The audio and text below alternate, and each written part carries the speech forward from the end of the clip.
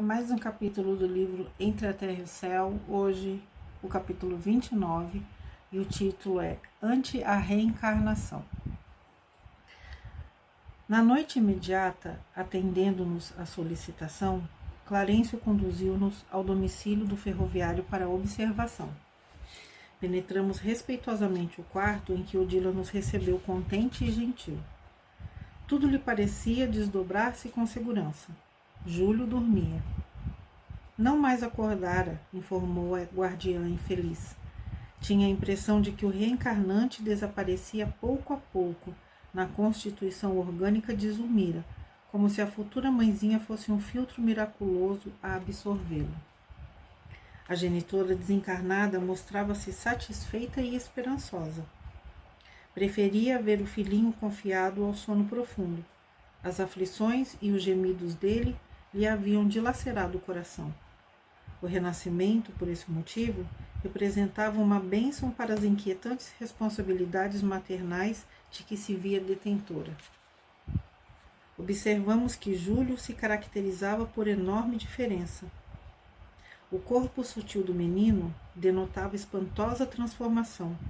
Adelgaçara-se de maneira surpreendente. Tive a ideia de que eles unira, alma com alma, se fundiam um no outro. A moça ganhara em plenitude física a vivacidade espiritual, quanto perdia o menino na apresentação exterior.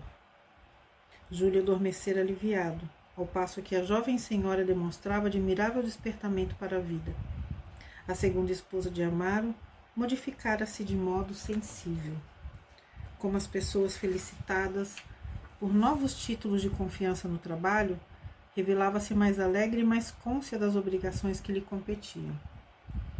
A transfusão fluídica era ali evidente. O organismo materno assemelhava-se a um alambique destinado a sutilizar as energias do reencarnante para restituí-la, de certo, a ele mesmo, na formação de novo envoltório. Registrando-nos o assombro, o instrutor explicou com a sua habitual gentileza. A reencarnação, tanto quanto a desencarnação, é um choque biológico dos mais apreciáveis. Unido à matriz geradora do santuário materno, em busca de nova forma, o perispírito sofre a influência de fortes correntes eletromagnéticas que lhe impõem a redução automática. Constituído à base de princípios químicos semelhantes em suas propriedades ao hidrogênio, ao se expressarem através de moléculas significativamente distanciadas umas das outras, quando ligado ao centro genésico feminino, experimenta expressiva contração, à maneira do indumento de carne sob carga elétrica por elevado poder. Observa-se, então, a redução volumétrica do veículo sutil pela diminuição dos espaços intramoleculares. Toda matéria que não serve ao trabalho fundamental de refundição da forma é devolvida ao plano eterial, oferecendo-nos o perispírito esse aspecto do desgaste ou de maior fluidez. Quer dizer, então, aventurou Hilário em sua curiosidade construtiva, quero dizer que os princípios organogênicos essenciais do perispírito de Júlio já se encontram reduzidos na intimidade do altar materno, e à maneira de um imã vão aglutinando sobre si os recursos de formação do novo vestuário de carne que lhe será o vaso próximo de manifestação. E a forma a refazer-se sob nossos olhos? Inquiriu meu colega espantado. Está em ativo processo de dissolução. E com bela serenidade que lhe assinala, o espírito continuou elucidando. Também o corpo físico parece dormir na desencarnação, quando na realidade começa a restituir as unidades químicas que o compõem a natureza que lhes emprestou a título precário, apenas com a diferença de que a alma desencarnada, ainda mesmo quando em deploráveis condições de sofrimento e inferioridade, avança para a libertação relativa, ao passo que, em nos reencarnando, sofremos o processo de volta às teias da matéria densa, não obstante orientados por nobres objetivos de evolução. É por isso que, conduzidos à reconstituição orgânica, revivemos nos primeiros tempos da organização fetal, embora apressadamente, todo o nosso pretérito biológico.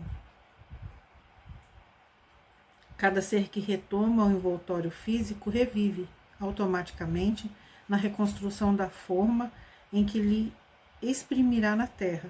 Todo o passado que lhe diz respeito, estacionado na mais alta configuração típica que já conquistou, para o trabalho que lhe compete, de acordo com o degrau evolutivo em que se encontra. A maneira simples pela qual Clarencio explorava problemas tão complexos induzia-nos a sublimados pensamentos quanto à magnitude das leis universais. Ali, diante de um caso comum de reencarnação, auxiliado apenas pelas nossas preces no culto à fraternidade, obtínhamos vastas elucidações sobre o plano geral da existência. Inspirado talvez na mesma faixa de reflexões que me preocupavam o espírito, Hilário inquiriu: os princípios que analisamos funcionam em igualdade de circunstância para os animais? Como não? Replicou o nosso orientador paciente. Todos nos achamos na grande marcha de crescimento para a imortalidade. Nas linhas infinitas do instinto, da inteligência, da razão e da sublimação, permanecemos todos vinculados à lei do renascimento como inalienável condição de progresso. Atacamos experiências múltiplas e recapitulamos-las tantas vezes quantas se fizerem necessárias na grande jornada para Deus. Crisálidas de inteligência nos setores mais obscuros da natureza envolvem para o plano das inteligências fragmentárias, onde se localizam os animais de ordem superior que, por sua vez, se dirigem para o reino da consciência humana, tanto quanto os homens, pouco a pouco, se encaminham para as gloriosas esferas dos anjos. O instrutor, entretanto, voltou-se para o leito em que a mãe e filho jaziam, intimamente associados, e sentenciou: preocupemo-nos, porém, com o serviço da hora presente. Estudemos o caso sob nossa observação, para que o nosso dever de solidariedade seja bem cumprido. O apontamento reajustou-nos. Hilário, que tanto quanto eu se mostrava interessado em aproveitar a lição, fixando o quadro sob nossos olhos, pediu uma explicação tão simples quanto possível acerca da comunhão fisiopsíquica de Zumir e Júlio naquele instante, ao que Clarencio respondeu, após refletir alguns momentos. Imaginemos um pêssego amadurecido, lançado à cova escura a fim de renascer.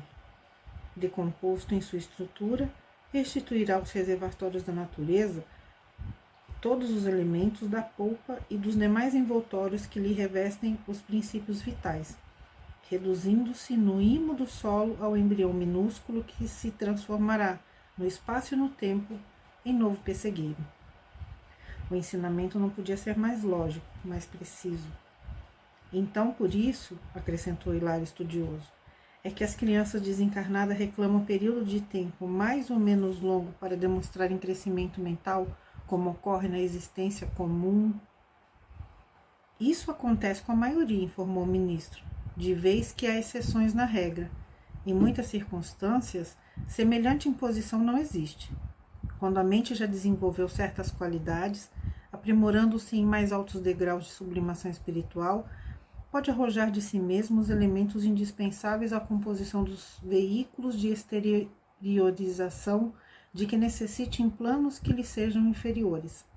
Nesses casos, o espírito já domina plenamente as leis de aglutinação da matéria, no campo de luta que nos é conhecido, e por isso, e por esse motivo, governa o fenômeno da própria reencarnação sem subordinar-se a ele. Fitávamos o semblante calmo de Zulmira, que respirava, serena e feliz. O problema de Júlio, no entanto, considerei, afigura-se-nos bastante doloroso. Doloroso, mas educativo, quanto de milhares de criaturas cada dia na terra, ponderou Clarencio imperturbável. Nosso companheiro vencido e enfermo, em razão de compromissos adquiridos na carne encontrará caminho ao próprio reajuste.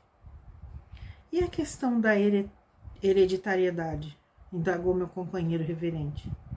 Júlio, perdendo o corpo sutil em que chorava atormentado, ressurgirá na existência física sem a moléstia que o apoquentava por herdar fatalmente os característicos biológicos dos pais?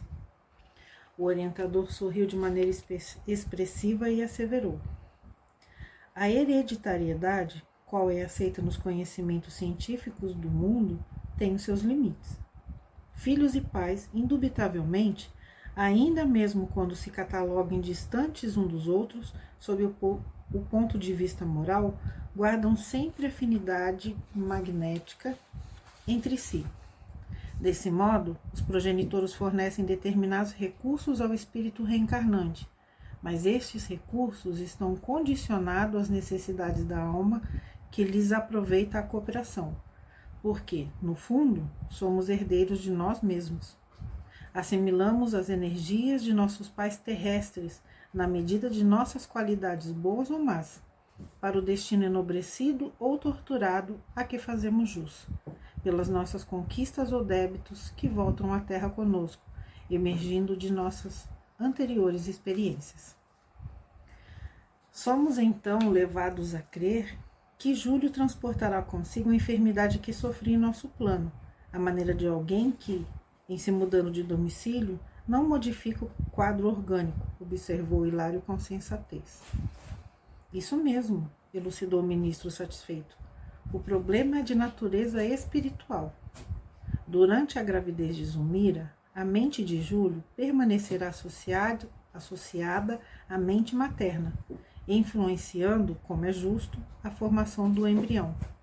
Todo o cosmos celular do novo organismo estará impregnado pelas forças do pensamento enfermiço de nosso irmão que regressa ao mundo.